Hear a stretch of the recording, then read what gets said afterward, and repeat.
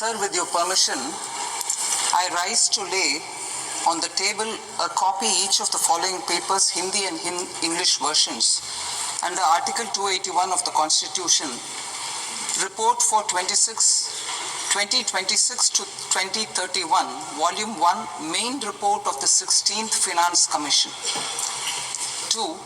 Report for 2026-2031, Volume 2, Annexures of the 16th Finance Commission. Number 3, explanatory memorandum as to the action taken on the recommendations contained in the above report. Item number 2, माननीय वित्त मंत्री Nirmala Sitharaman ji.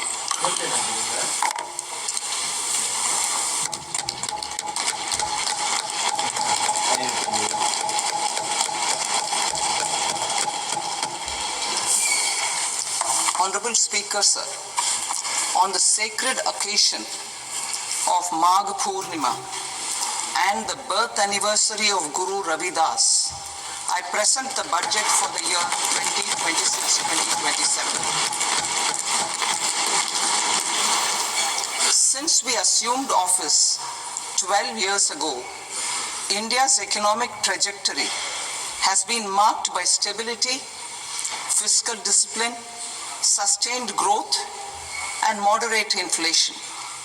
This is the result of conscious choices we have made, even in times heightened uncertainty and disruption. Our government, led by Honorable Prime Minister Modi, has decisively and consistently chosen action over ambivalence, reform over rhetoric, and people over populism.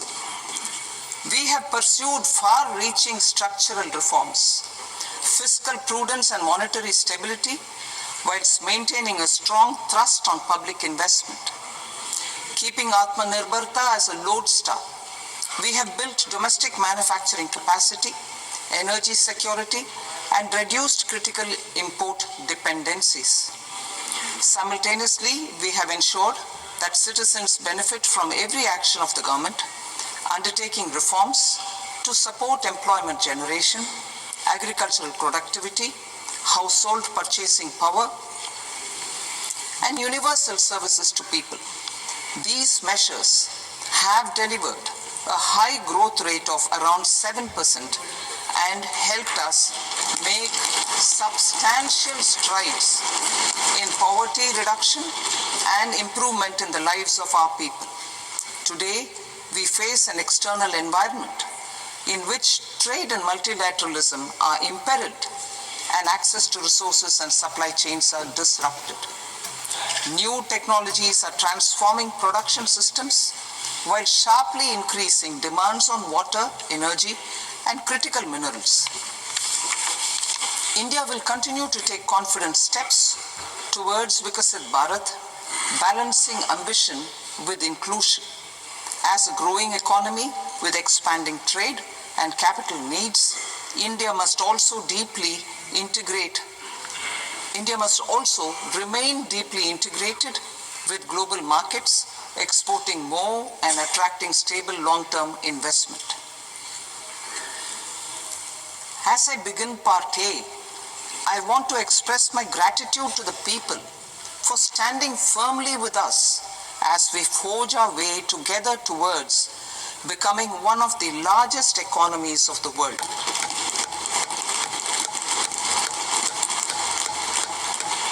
Our aim is to transform aspiration into achievement and potential into performance as we ensure that the dividends of growth reach every farmer, the scheduled caste, the scheduled tribes, the nomads, the youth, the poor, and the women.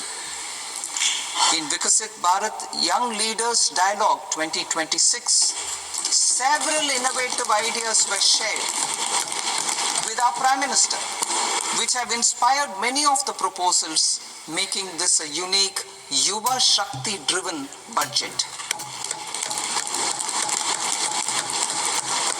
Our government's sankalp is to focus on our poor, underprivileged, and the disadvantaged. To deliver on this sankalp, And given that this is the first budget prepared in Kartavya Bhavan, we are inspired by three Kartavya.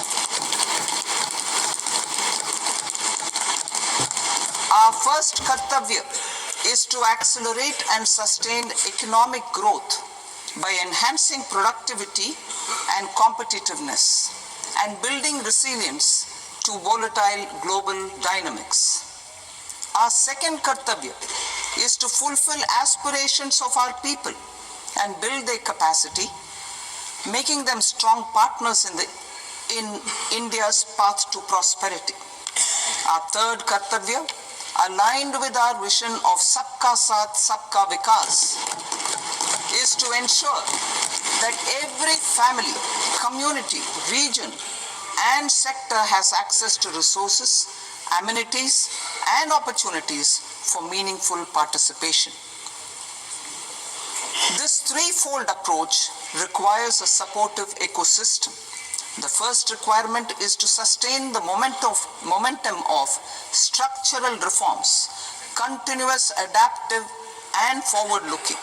Second, a robust and resilient financial sector is central to mobilizing savings, allocating capital efficiently, and managing risks.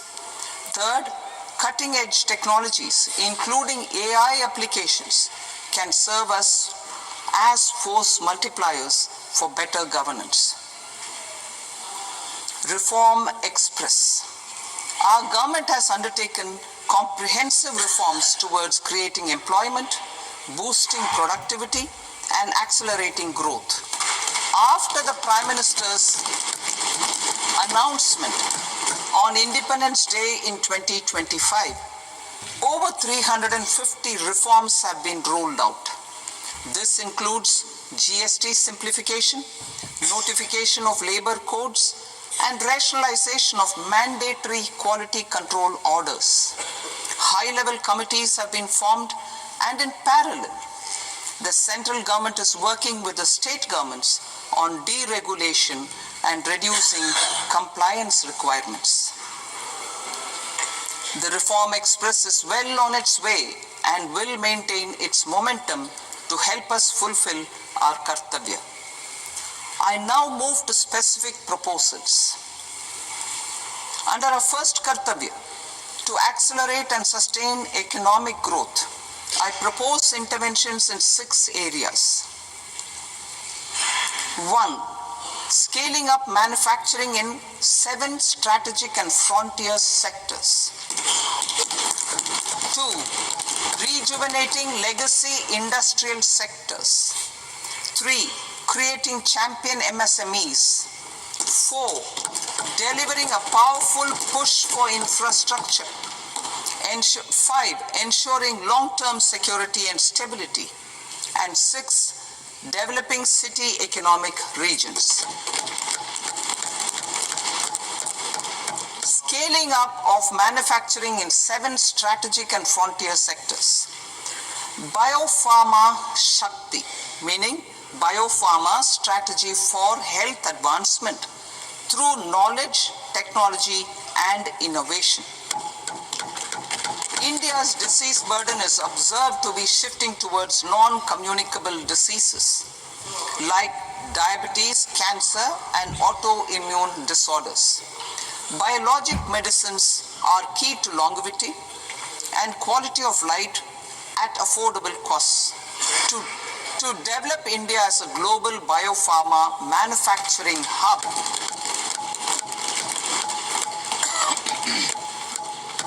I propose the Biopharma Shakti with an outlay of 10,000 crores over the next 5 years. This will build the ecosystem for domestic production of biologics and biosimilars. The strategy will include a biopharma-focused network with 3 new national institutes of pharmaceutical education and research, popularly known as NIPERs, and upgrading 7 existing ones.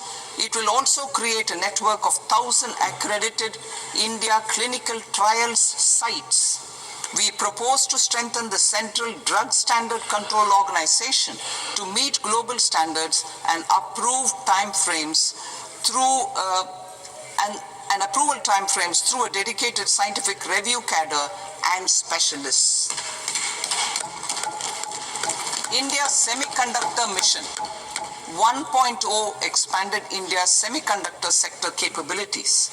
Building on this, we will launch ISM 2.0 to produce equipment and materials, design full-stack Indian IP, and fortify supply chains. We will also focus on industry-led research and training centers to develop technology and skilled workforce. The Electronics Components Manufacturing Scheme, launched in April 2025 with an outlay of 22,919 crores, already has investment commitments at double the targets. We propose to increase the outlay to 40,000 crores to capitalize on this momentum.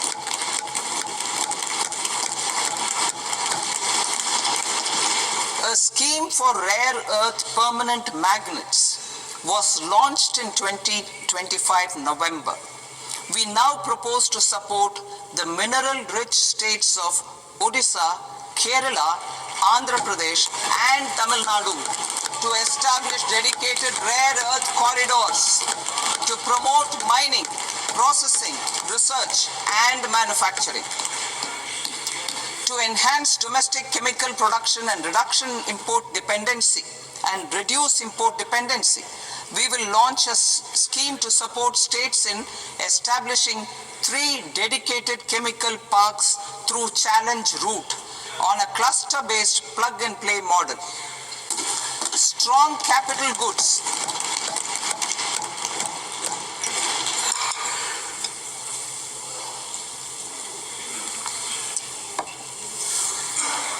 Strong capital goods capability is a determinant of productivity and quality across different sectors.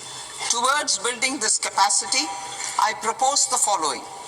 High-tech tool rooms will be established by central public sector enterprises at 2 locations as digitally enabled automated service bureaus that locally design, test, and manufacture high-precision components at scale and at lower cost. 2. A scheme for enhancement of construction and infrastructure equipments will be introduced to strengthen domestic manufacturing of high value and technologically advanced CIE. This can range from lifts in a multi-storied apartment or firefighting equipment in multiplexes, large or small, and to tunnel boring equipments for building metros and high-altitude roads.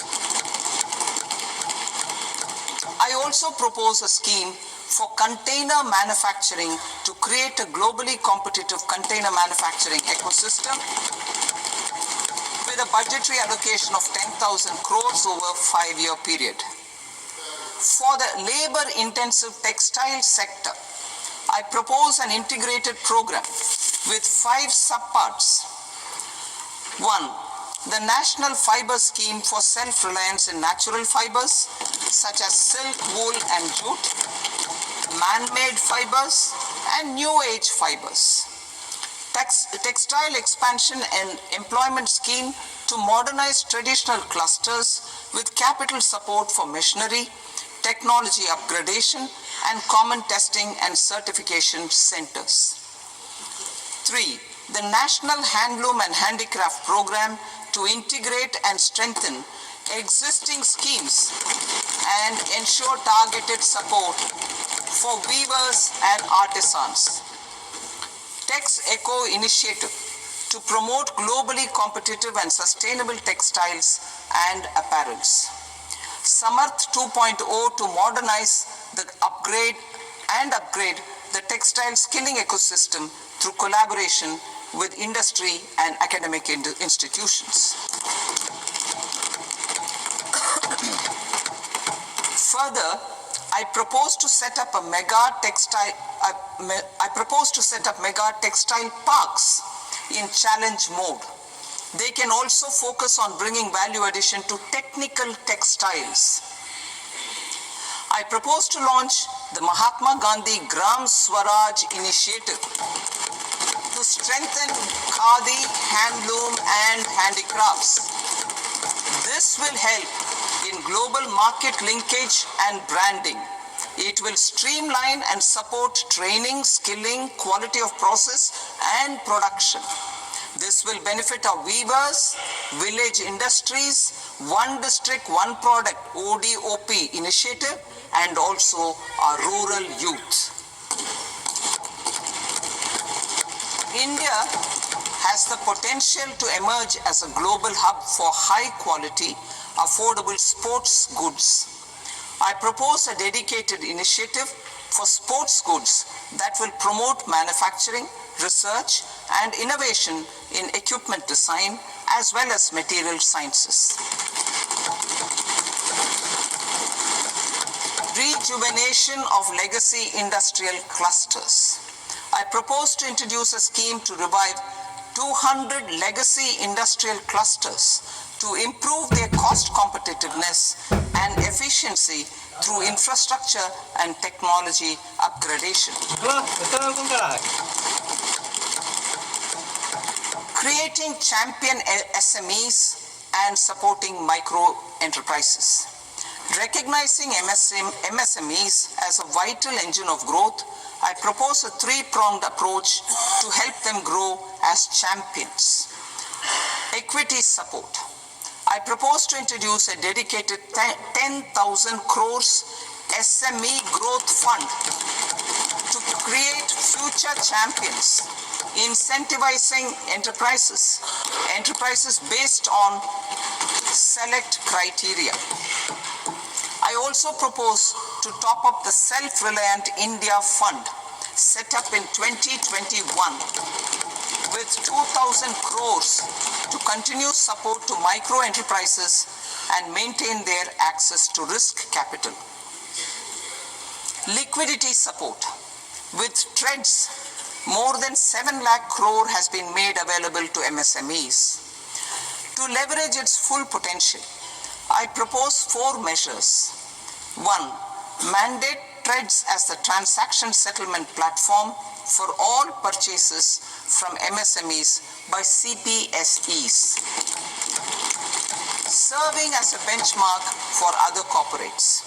2. Introduce a credit guarantee support mechanism through CGTMSE for invoice discounting on TREADS platform.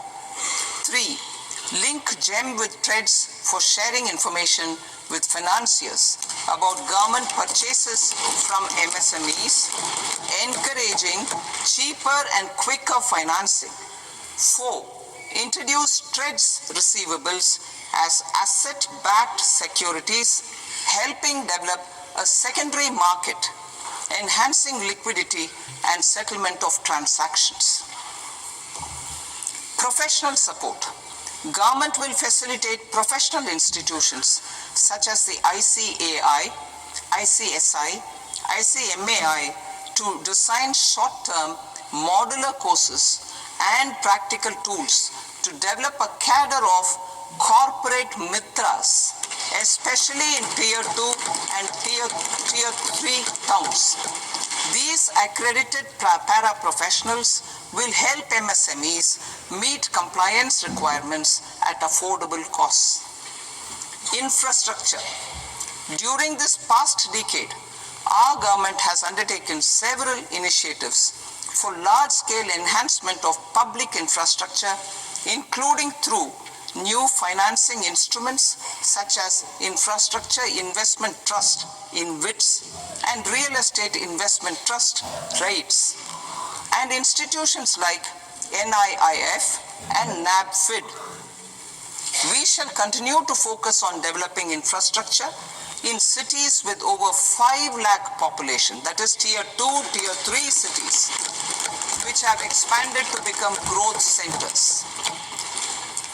Public capital expenditure has increased manifold from 2 lakh crore in 2014-15 to an allocation of 11.2 lakh crore in BE 25-26. In this coming year, that is financial year 2026-27, I propose to increase it to 12.2 lakh crores to continue the momentum.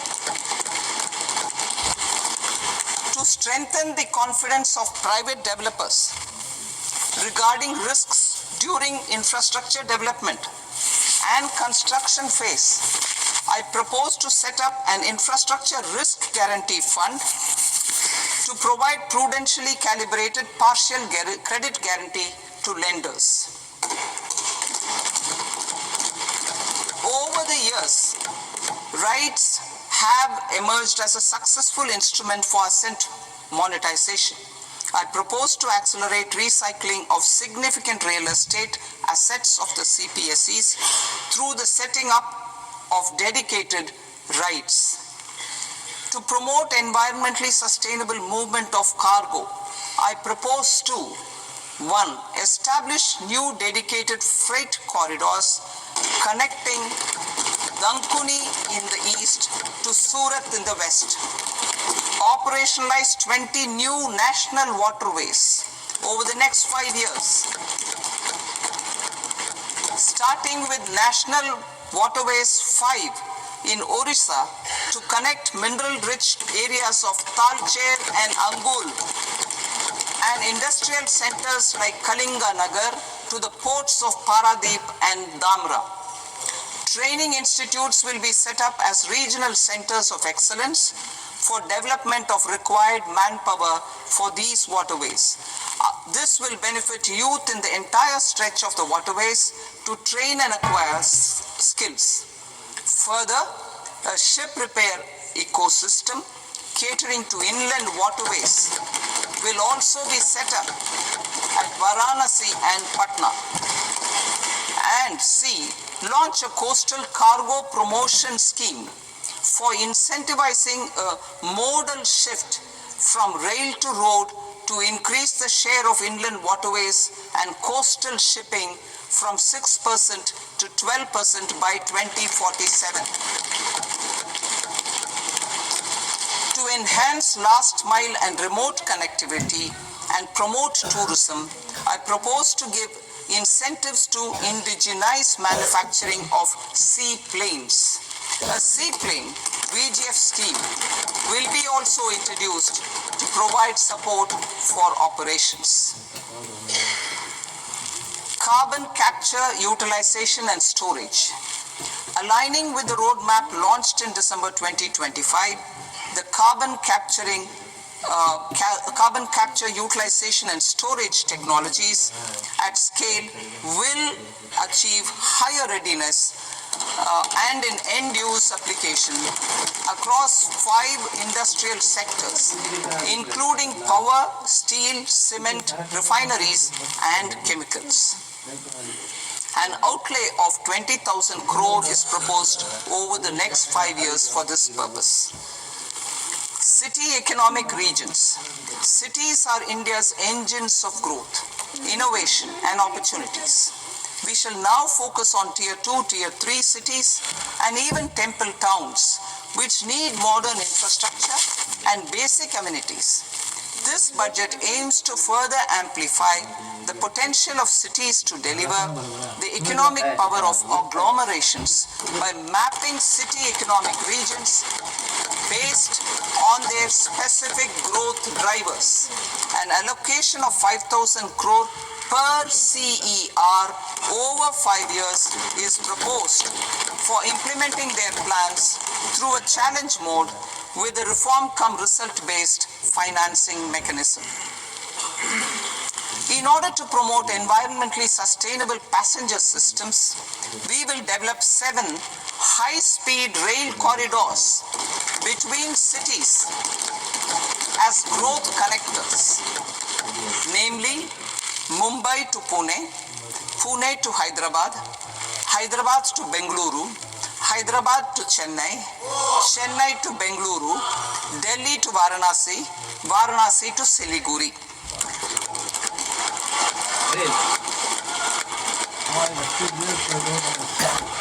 मुझे Financial sector.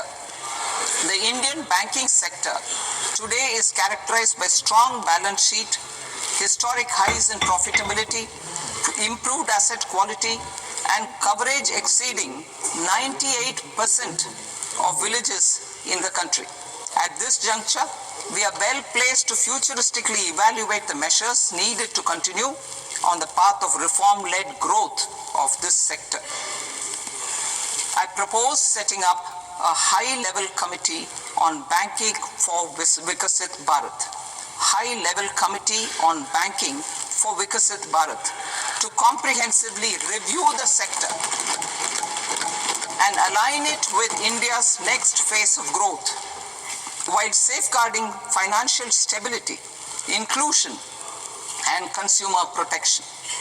The vision for NBFCs for Vikasit Bharat has been outlined with clear targets for credit disbursement and technology adoption in order to achieve scale and improve efficiency in the public sector NBFCs. As a first step, it is proposed to restructure the Power Finance Corporation and Rural Electrification Corporation.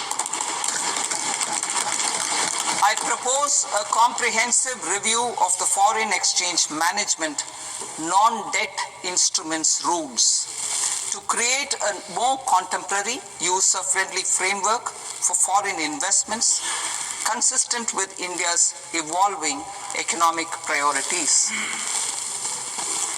Corporate bond market. I propose to introduce a market-making framework with suitable access to funds and derivatives on corporate bond indices. I also propose to introduce total return swaps on corporate bonds. Municipal bonds. To encourage the issuance of municipal bonds of higher value by larger cities, I propose an incentive of 100 crore rupees for a single bond issuance. 100 crore rupees for a single bond issuance of more than 1,000 crore. The current scheme under Amrit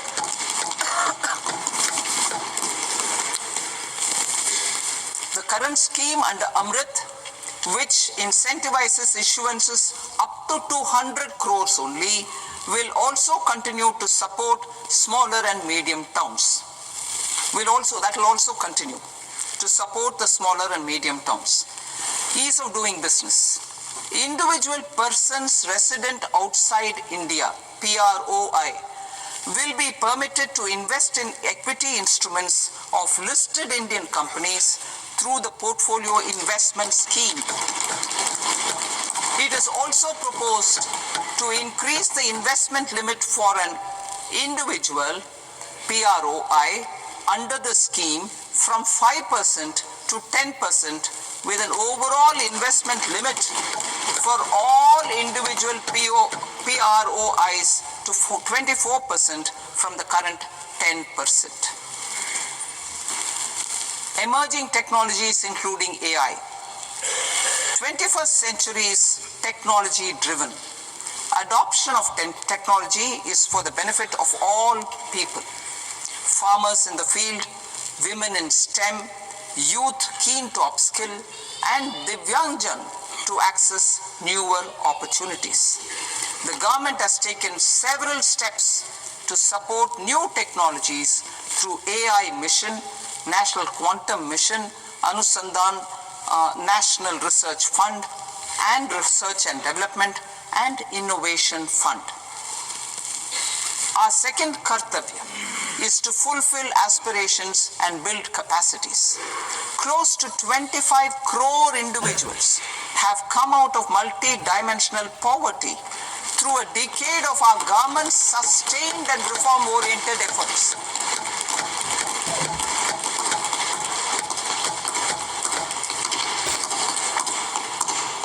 Our government has therefore decided to place a renewed emphasis on the service sector to provide a pathway to fulfilling aspirations of a youthful India with the following measures. I propose to set up a high-powered Education to Employment and Enterprises Standing Committee to recommend measures that focus on services sector as a core driver of Vikasit Bharat. This will make us a global leader in services with a 10% global share by 2047. The committee will prioritize areas to optimize the potential for growth, employment, and exports. They will also assess the impact of emerging technologies, including AI, on jobs and skill requirements and propose measures thereof. To create a range of skilled career pathways, a new range of skilled career pathways for our youth, I propose interventions in the following sectors. Health. Existing institutions for allied health professionals will be upgraded and new AHP institutions established in private and government sectors. This will cover 10 selected disciplines, including optometry, radiology, anesthesia, OT technology, applied psychology and behavioral health, and add 1 lakh AHPs over the next 5 years. A strong care system covering geriatric and allied care services will be built.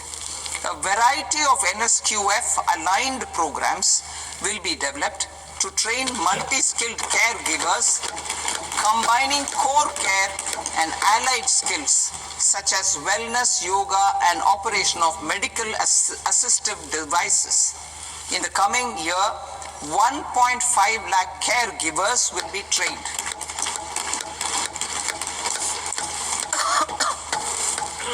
Hubs for medical value tourism. To promote India as a hub for medical tourism services, I propose to launch a scheme to support states in establishing 5 regional medical hubs in partnership with the private sector. These hubs will serve as integrated healthcare complexes that combine medical, educational, and research facilities. They will have AIIMS centers, medical value tourism facilitation centers, and infrastructure for diagnostics, post-care, and rehabilitation. These hubs will provide diverse opportunities, job opportunities for health professionals, including doctors and AHPs.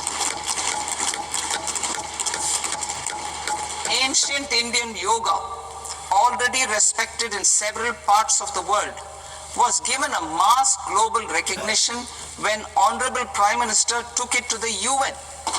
Post-COVID, Ayurveda gained a similar global acceptance and recognition. Exporting quality Ayurveda products helps farmers who grow the herbs and youth who process the products. To meet growing global demand, a few more steps are being taken. I propose to 1. Set up 3 new All India Institutes of Ayurveda. 2. Upgrade Ayush pharmacies and drug testing labs for higher standards of certification ecosystem and make available more skilled personnel. 3. Upgrade the WHO Global Traditional Medicine Center in Jamnagar to bolster evidence-based research, training, and awareness for traditional medicine. Animal husbandry. Livestock contributes to close to 16% of farm income, including of poor and marginal households. To scale up availability of veterinary professionals by more than 20,000, I propose to roll out a loan-linked capital subsidy support scheme for establishment of veterinary and para-veterinary colleges, veterinary hospitals, diagnostic laboratories, and breeding facilities in private sector. Collaboration between Indian and foreign institutions will also be facilitated. Orange economy. India's animation, visual effects, gaming and comics sector, AVGC sector, is a growing industry projected to require 2 million professionals by 2030. I propose to support the Indian Institute of Creative Technologies, Mumbai, in setting up AVGC content creator labs in 15,000 secondary schools all over the country and 500 colleges. The Indian design industry is expanding rapidly, and yet there is a shortage of Indian designers. I propose to establish, through Challenge Route, a new National Institute of Design to boost design education and development in the eastern region of India. Education. Our government will support states through Challenge Route in creating 5 university townships in the vicinity of major industrial and logistics corridors. These planned academic zones will host multiple universities, colleges and research institutions, skill centers and residential complexes. In higher education, STEM institutions, prolonged hours of study and laboratory work pose some challenges for girl students. Through VGF, Viability Gap Funding and capital support, one girls' hostel will be established in every district.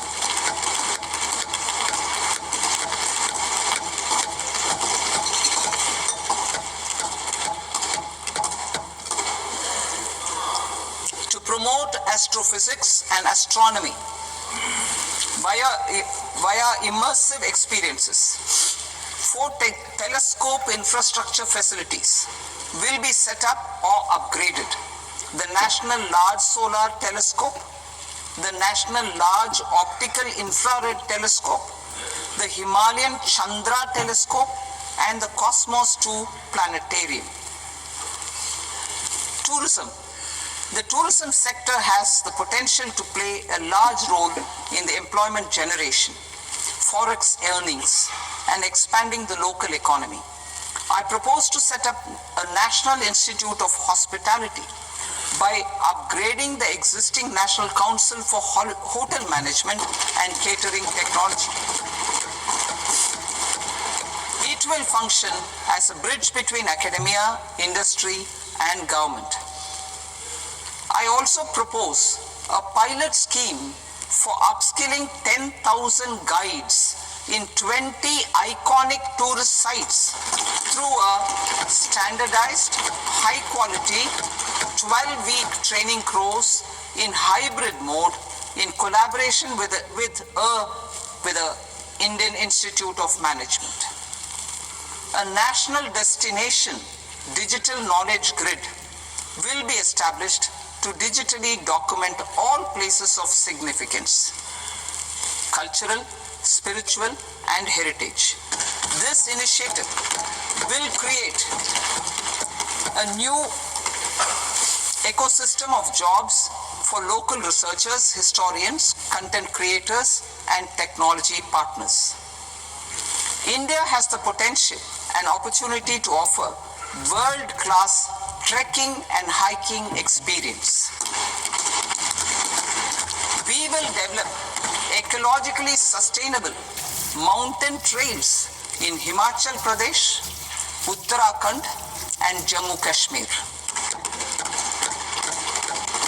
Also in Araku Valley in the Eastern Ghats and Podigai Malai in the Western Ghats.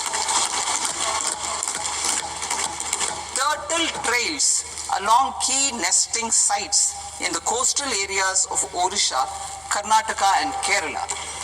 And 3 bird watching trails along the Pulikat Lake in Andhra Pradesh, Tamil Nadu. It's on the border.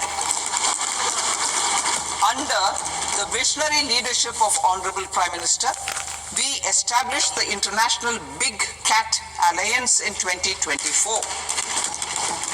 This year, India is hosting the first ever Global Big Cat Summit, where heads of governments and ministers from 95 range countries will deliberate on collective strategies for conservation.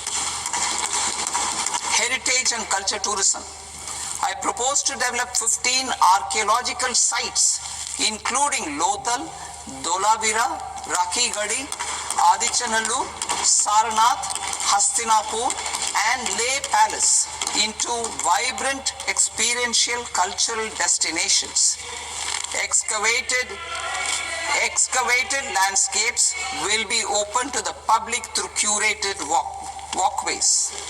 Immersive storytelling skills and technologies will be introduced to help conservation labs, interpretation centers, and guides. The sports sector provides multiple means of employment, skilling, and job opportunities. Taking forward the systematic nurturing of sports talent which is set in motion through the Khelo India program earlier, I propose to launch a Khelo India mission to transform the sports sector over the next decade.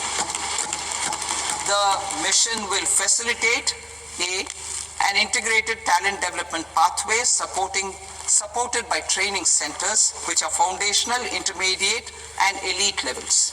B, systematic development of coaches and support staff. C, integration of sports science and technology. D, competitions and leagues to promote sports culture and provide platforms. And E, development of sports infrastructure for training and competition. Our third Kartavya aligns with our vision of Sabka Saath, Sabka Vikas towards Vikasit Bharat. This requires targeted efforts for 1. Increasing farmer incomes through productivity enhancement and entrepreneurship, with special attention to small and marginal farmers. B. Empowering Divyangjan through access to livelihood opportunities, training, and high-quality assistive devices. C. Empowering the vulnerable to access mental health and trauma care. D. Focus on the Purvodaya states and the Northeast region to accelerate development and employment opportunities. Fisheries. We will undertake initiatives for integrated development of 500 reservoirs and Amrit Sarovars. 2. Strengthen the fisheries value chain in coastal areas and enable market linkages involving startups and women-led groups together with fish farmer producer organizations. Animal husbandry. To provide quality employment opportunities in rural and peri-urban areas, we will support the animal husbandry sector in entrepreneurship development through A credit-linked subsidy program, B. Scaling up and modernization of livestock enterprises, C. Enhanced creation of livestock, dairy, and poultry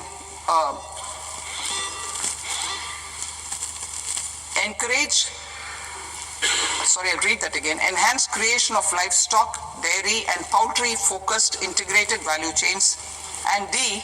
Encourage creation of livestock farmer-producer organizations. High-value agriculture. To diversify farm outputs, increase productivity, enhance farmers' incomes, and create new employment opportunities, we will support high-value crops such as coconut, sandalwood, cocoa, cashew in the coastal areas, agar trees in northeast, and nuts such as almonds, walnuts, and pine nuts in our hilly regions. These, all of them, will be supported. India is the world's largest producer of coconuts. About 30 million people, including nearly 10 million farmers, depend on coconuts for their livelihood.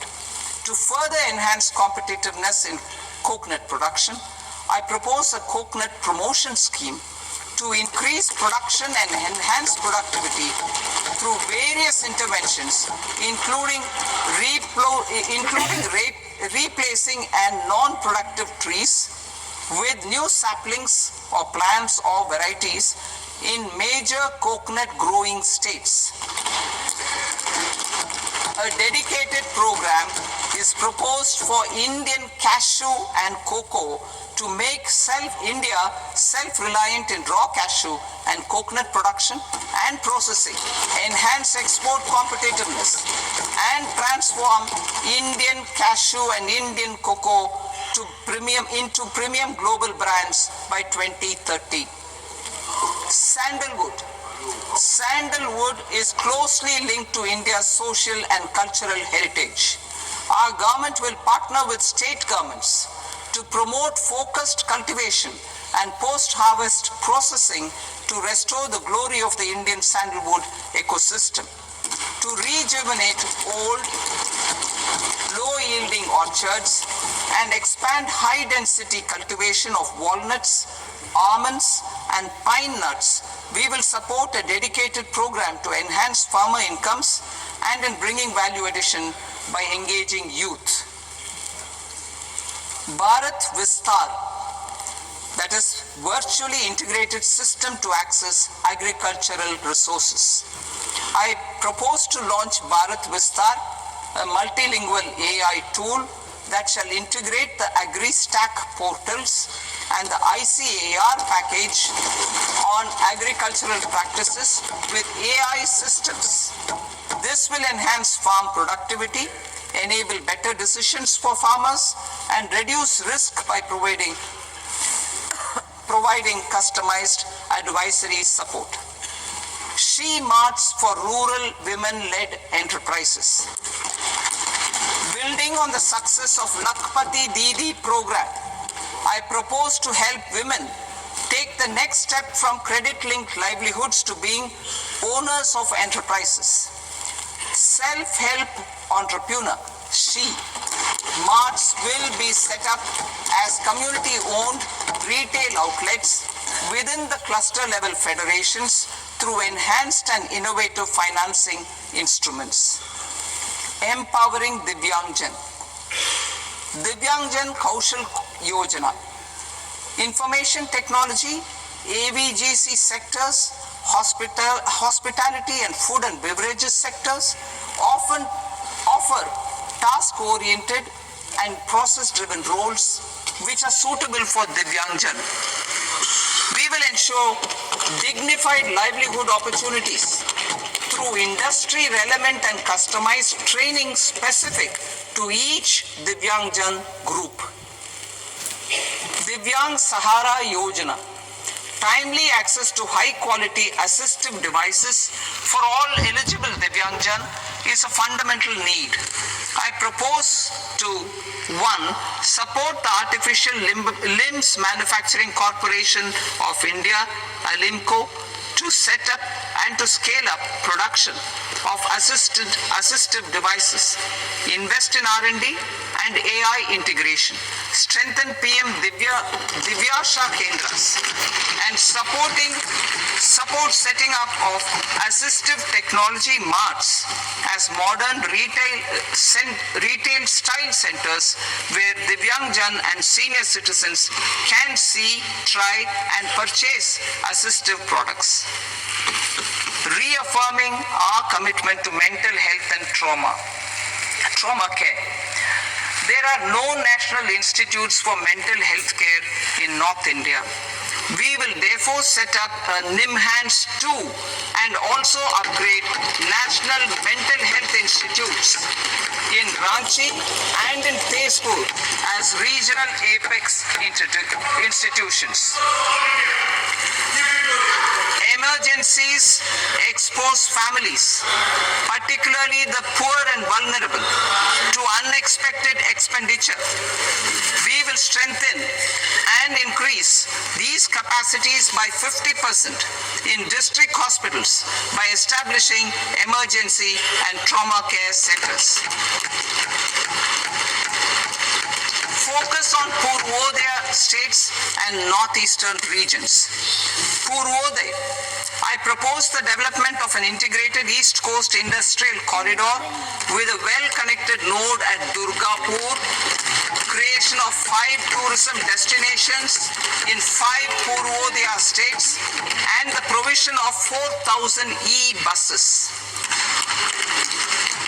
Buddhist sites in northeastern region. The northeastern region is a civilizational confluence of Theravada and Mahayana or Vajrayana traditions. I propose to launch a scheme for development of Buddhist circuits in Arunachal Pradesh, Sikkim, Assam, Manipur, Mizoram, and Tripura. The scheme will cover preservation of temples and monasteries, pilgrimage interpretation centers, connectivity, and pilgrim amenities.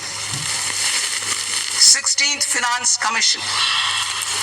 On 17th November 2025, the 16th Finance Commission submitted its report to the President. As mandated under Article 281 of the Constitution, the government is to lay the report along with the explanatory memorandum on the action taken report on the recommendations of the Commission in Parliament, which, Sir, Honourable Speaker, you've allowed me to do at the commencement of this session. The government has accepted the recommendation of the Commission to retain the vertical share of devolution at 41%. As recommended by the Commission, I have provided 1.4 lakh crores of rupees to the states for the year 2026-2027 as Finance Commission grants. These include rural and urban local body and disaster management grants. Fiscal consolidation. Government has been delivering on our fiscal commitments consistently without compromising on social needs. To strive towards accepted standards of fiscal management in Budget 25-26, I had indicated that the central government would target reaching a debt to GDP ratio of 50 plus or minus 1% by 2030-31.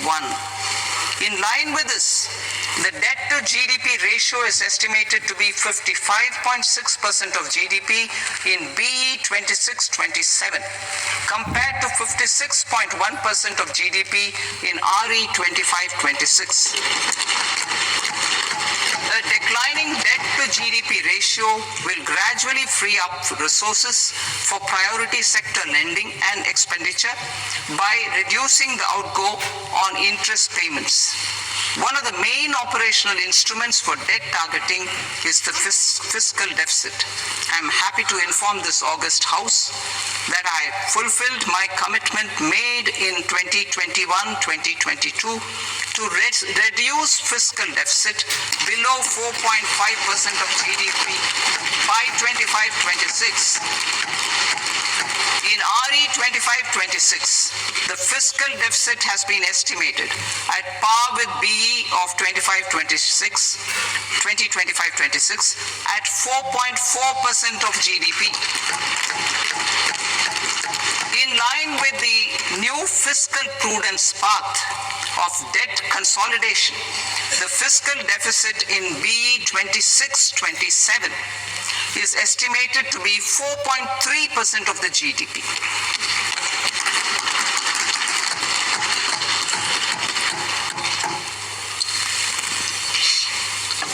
The revised estimates of the non-debt receipts are 34 lakh crore rupees, of which the centre's net tax receipts are 26.7 lakh crore.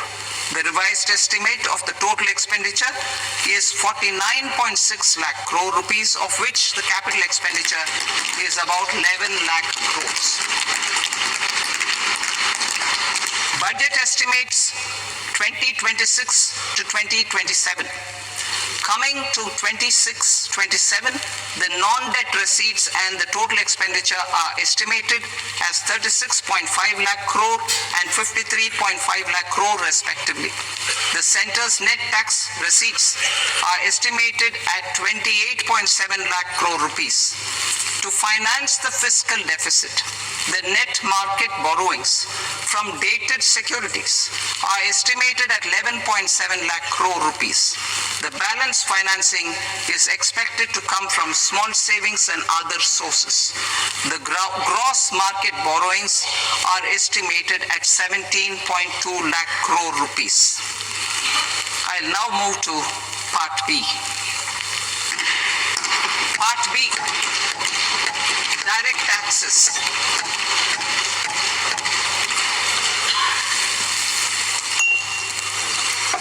Honorable Speaker, sir, I now present my proposals on direct taxes. New Income Tax Act.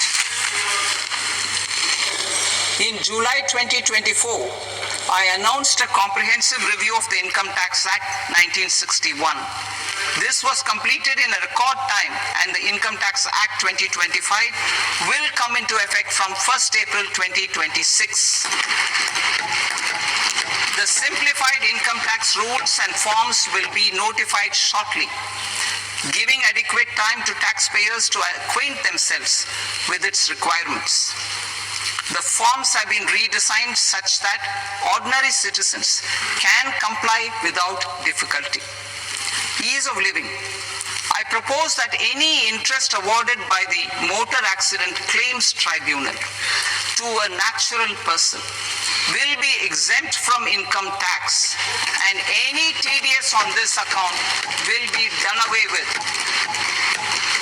I propose to reduce TCS rate on the sale of overseas tour program package from the current 5% and 20% to 2% without any stipulation of amount.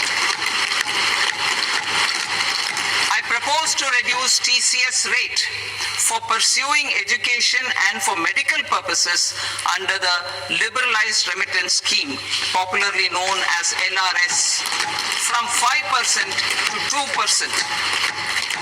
Supply of manpower services is proposed to be specifically brought within the ambit of payment to contractors for the purpose of TDS to avoid ambiguity.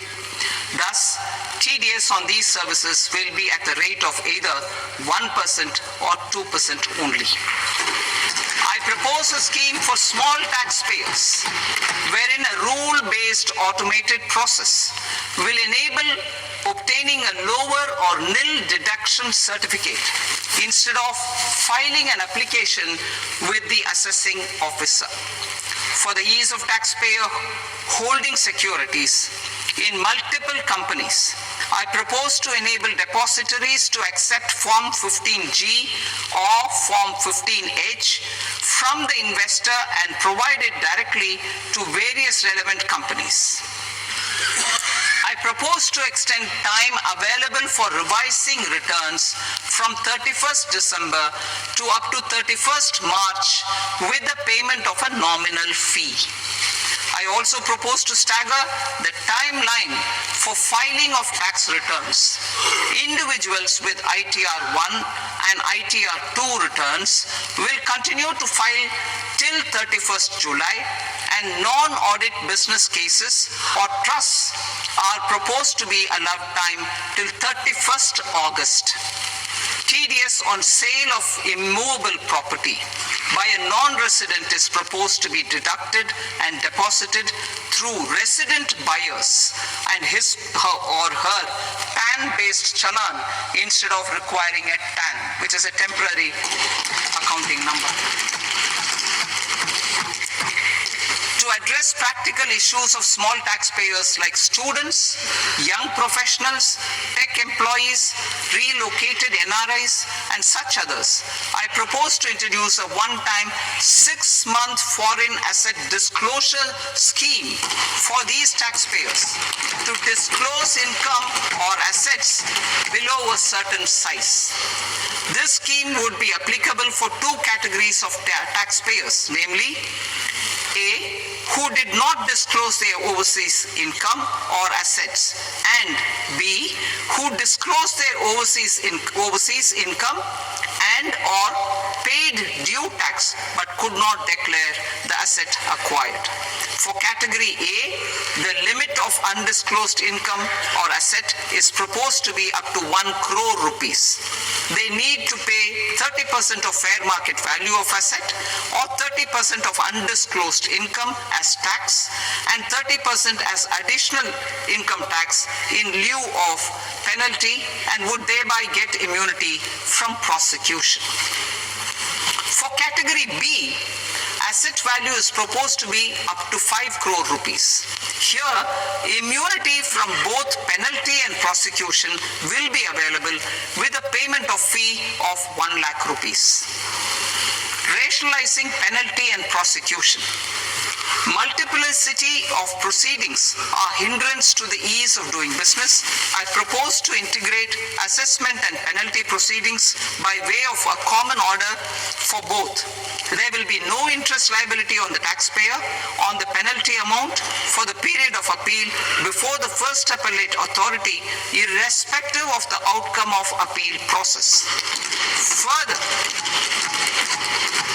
quantum of prepayment is being reduced from 20% to 10% and will continue to be calculated only on core tax demand.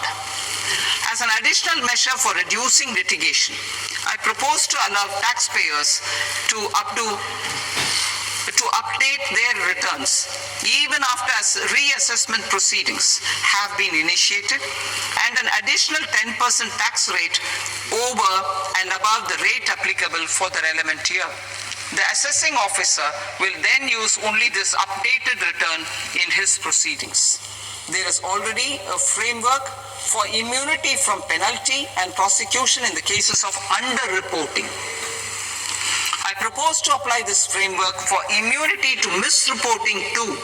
However, in such a case, the taxpayer will need to pay 100% of the tax amount as an additional income tax over and above the tax and interest due. Penalties for certain technical defaults, such as failure to get accounts audited, non-furnishing of transfer pricing audit report, and default in furnishing statement for financial transactions are proposed to be converted into fee.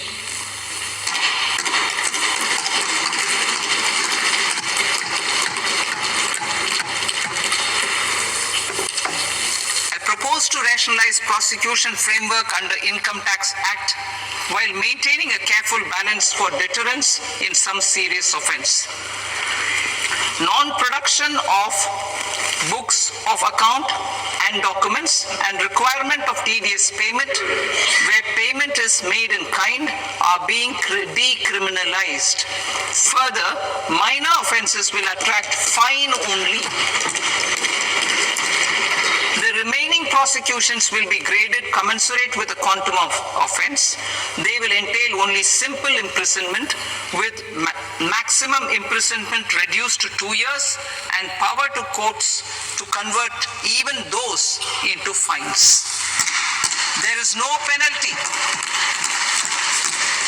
There is no penalty presently for non-disclosure of non-immovable foreign assets with aggregate value less than 20 lakh rupees.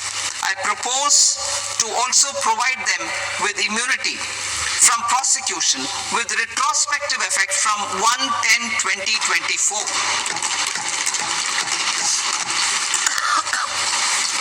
Cooperatives.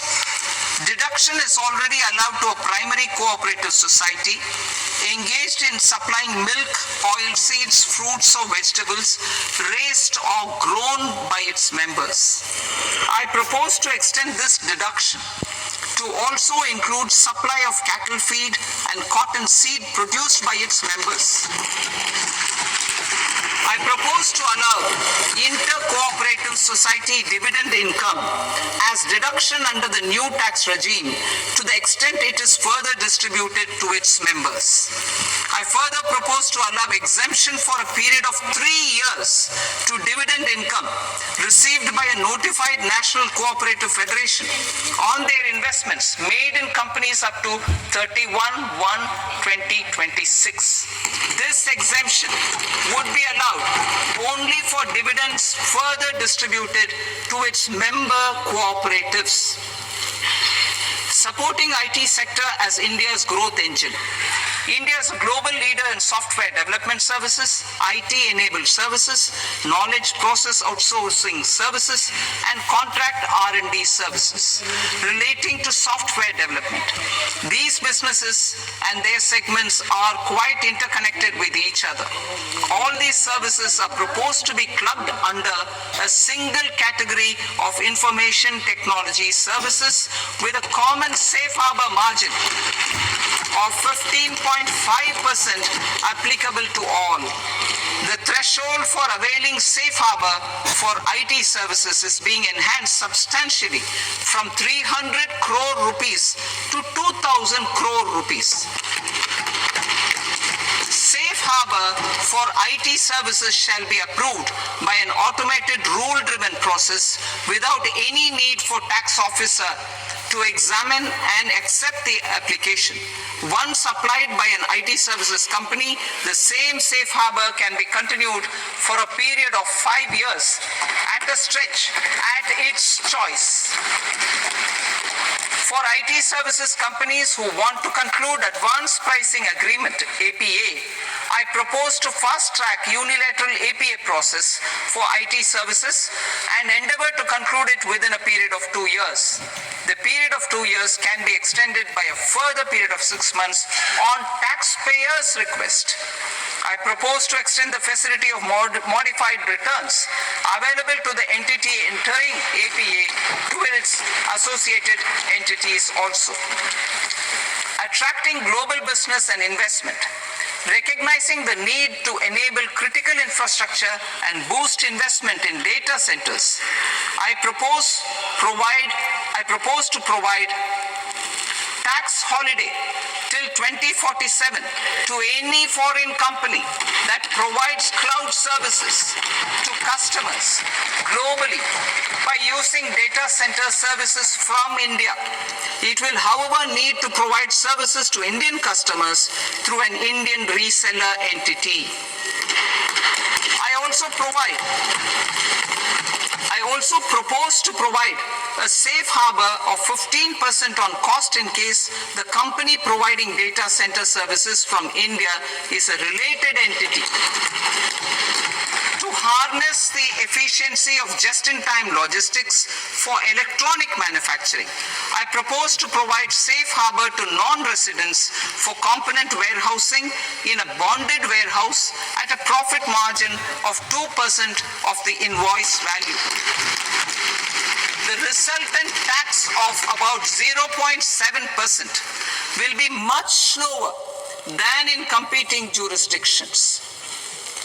To provide fillip to toll manufacturing in India, I propose to provide exemption from income tax for 5 years to any non-resident who provides capital goods, equipment, or tooling to any toll manufacturer in a bonded zone.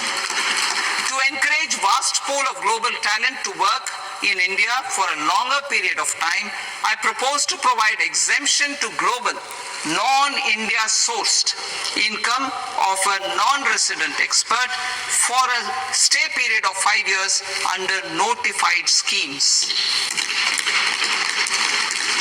I propose to provide exemption from minimum alternate tax, the MAT, to all non-residents who pay tax on presumptive basis. Tax administration. I propose to constitute a joint committee of Ministry of Corporate Affairs and Central Board of Direct Taxes for incorporating the requirements of income computation and disclosure standards, the ICDS, in the Indian Accounting Standards, IND AS itself.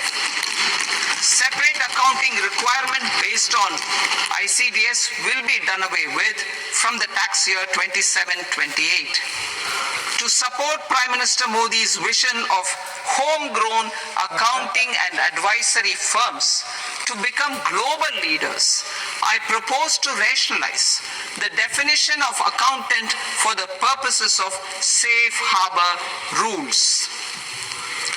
Other tax proposals. Change in taxation of buyback was brought in to address the improper use of buyback route by promoters. In the interest of minority shareholders, I propose to tax buy